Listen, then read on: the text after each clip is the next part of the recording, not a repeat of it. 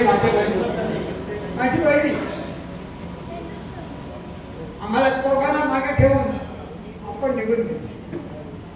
खरोखरच त्यांच्या स्मृतीस आणि त्यांच्या आठवणीचा कायम मला कायम ज्ञात राहतो. कधी विसरणार न सारखे त्यांची आठवणी आहे. त्यांनी आम्हाला पुढे राहण्याचा मार्ग दाखवला. त्यांच्या आणि आमच्या आई वडिलांच्या कृपेने मनाशी कोणीतरी म्हणाले की आम्ही कीर्तकर अजून नाही म्हणाले की आमची आई कशी त्यांनी काही वाढवण्यासाठी कोणते कष्ट घेतले हे त्यांनी त्या ठिकाणी स्पष्ट केले. बरोबरच ते खरं आहे. आणि तुम्हाला जर ज्ञान नसेल, मी तुम्हाला सांगतो, मी सुद्धा त्या चिन्हातून विश्वास केलेला आहे. सुरुवातीस इतके हलाखीचे दिवस होते की शाळेतून आल्यानंतर काय आपली यायचो. माझी बहीण घरी असायची. नेमकी आम्ही यायच्या वेळेस ती पाणी आणायला जायची. मग मी तिला मारायचो.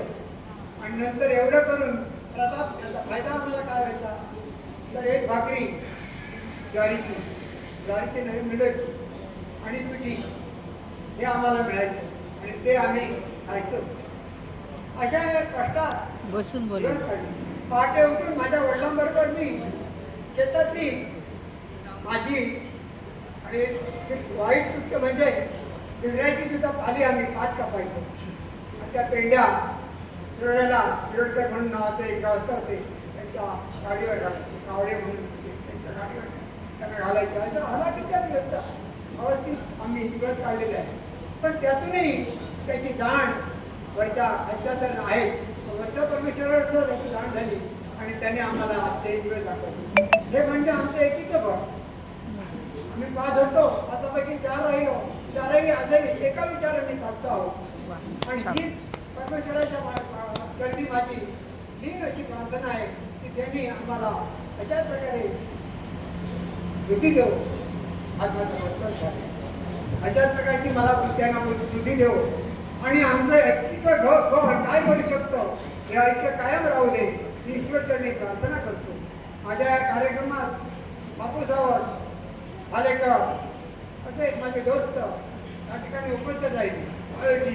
आणि तेव्हा नाही तर सध्या सेवेत असणारे सुद्धा काही शिक्षक या ठिकाणी उपस्थित राहिले. त्यासारखा धन्य मीच आहे असं मला वाटतं.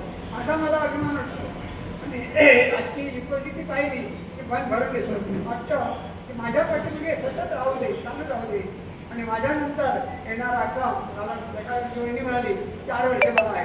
मी म्हटलं 4 वर्षे नक्कीच आहे. 4 वर्ष सुद्धा आम्ही पूर्ण व्हावा. प्रत्येकाचा 75 साथी होणारच आणि व्हायलाच पाहिजे अशी माझी ईश्वरचरणी प्रार्थना आहे.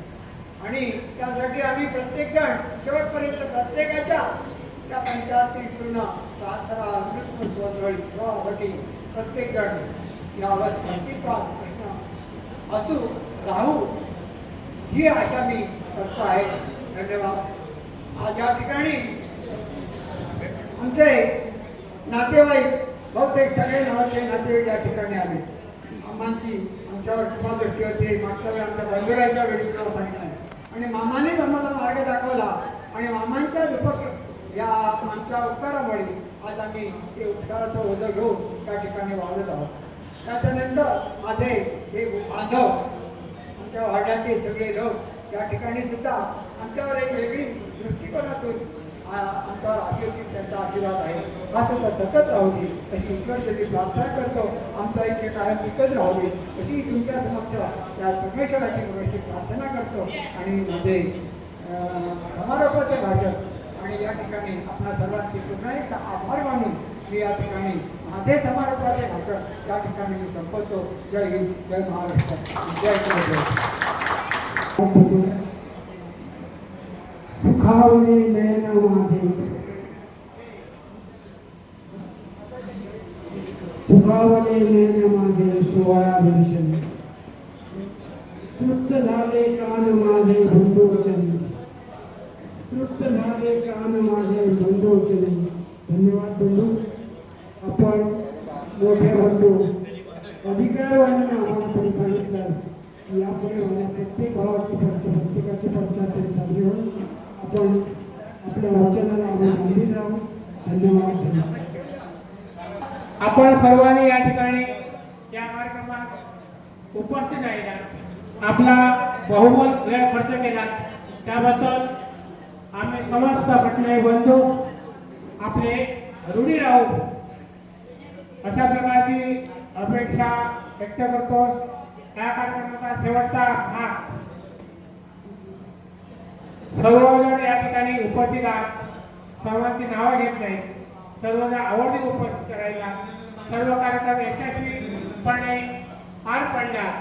कार्यक्रमाची शोभा असते ती उपस्थिती आणि ती उपस्थिती परिपूर्ण झालेली आहे. आम्ही कुटुंब त्याच्या समाधानी आहोत.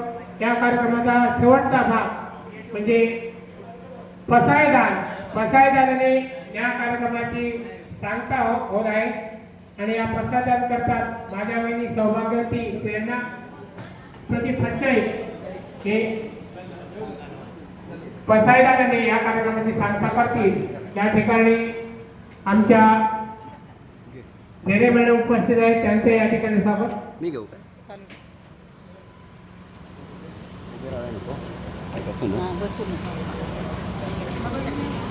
वरच थांबा.